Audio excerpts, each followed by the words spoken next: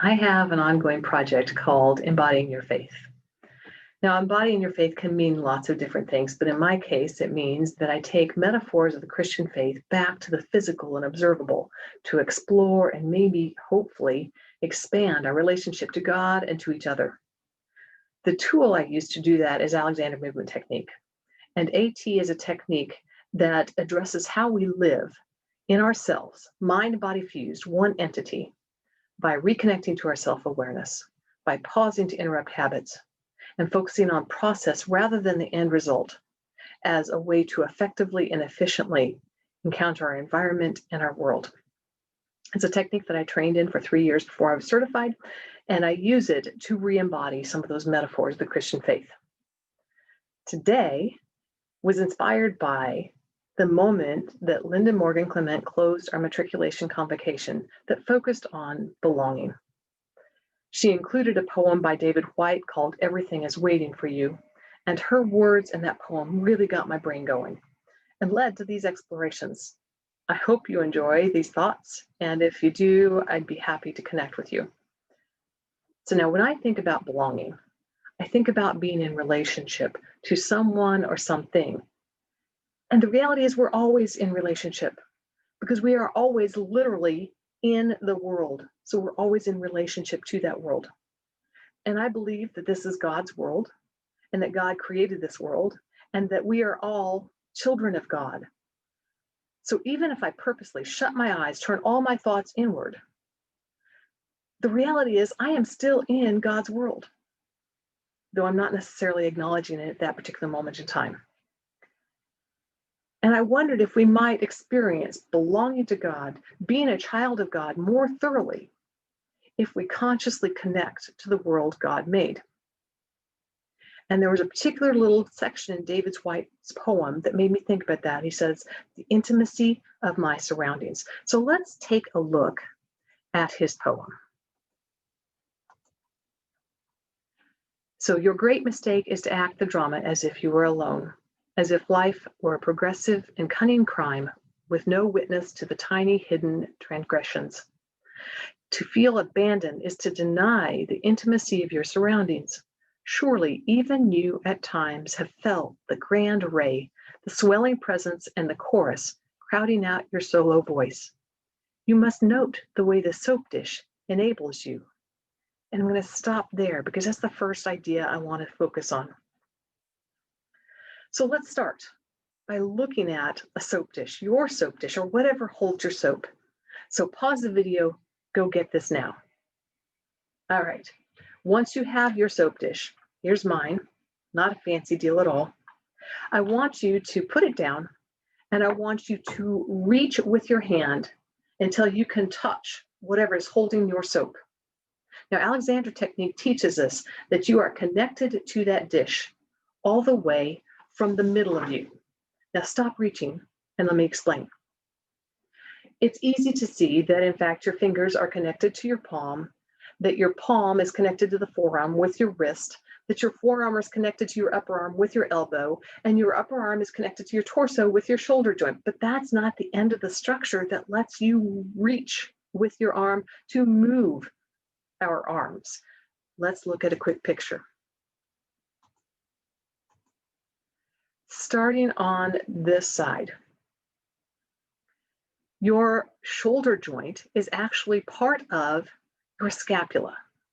That's this triangular shape here. From the back, here you're seeing the arm joint, the shoulder joint from the front. And that shoulder blade is part of what we call the shoulder girdle. That includes your scapula or shoulder blade, and then on the front side, the clavicle. So let's just map that on ourselves. What I'd like you to do is reach over your shoulder and find that middle edge. It's going to be a little point of your shoulder blade. Walk your fingers out on that shoulder blade until you get to this outer edge where you're going to find some kind of lumpy bumpies. Yes, that's a technical term. And then you're going to find that that connects to this collarbone in front. So walk that.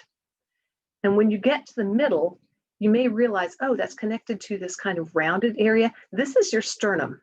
And this spot right here is a joint. It is a joint between your collarbone and your sternum. When I move my arm, my shoulder blade and collarbone are involved in that movement, unless we restrict them, which we certainly can. But if we don't, then their movement actually supports the movement of my arm. If I reach up over my head this way, then my clavicle is literally going to raise up like a drawbridge. And my shoulder blade, that bottom point down here, is going to go all the way on the side. So here, that's the point of my shoulder blade right there. And it's going to go back around to about there when my arm isn't up. That's if, again, we let it, right? So the movement of your arm is connected into your center. It comes all the way to this joint. It comes all the way to the edge of that shoulder blade from your center. Let's experiment with that idea. So what I'm going to ask you to do is first just think from, and you can even put your opposite hand on these spots if you'd like. Think from this joint between your collarbone and your sternum out to the outer edge of your shoulder. And then as you lift your arm towards your soap dish, think from your shoulder to your elbow, to your wrist, out through your fingers as they make contact with that soap dish. So now travel your thoughts back from the soap dish, up through your hand, your arm, and back to the center of your torso. You are now intentionally connected to that soap dish. You're in relationship with it, with the soap dish. Now let's go back to that idea of letting our pieces parts be part of or aid our movement. As humans, we tend to have habits of holding and contracting without any conscious awareness, or benefit of doing so. One way to discover or release those tensions is to invite space and softness, like this. What happens if you just imagine more softness, more mobility, more space in your whole upper chest, front, back, and middle? It just is softer, more mobile. And then think of lifting your arm towards that soap dish, letting that space and softness continue. And as that movement initiates from the center of you, then just let your arm float up to that soap dish. Now, touch that soap dish as if you never have before. I know that might sound a little silly, but just for a moment, imagine this is a brand new soap dish. You have no idea what it feels like.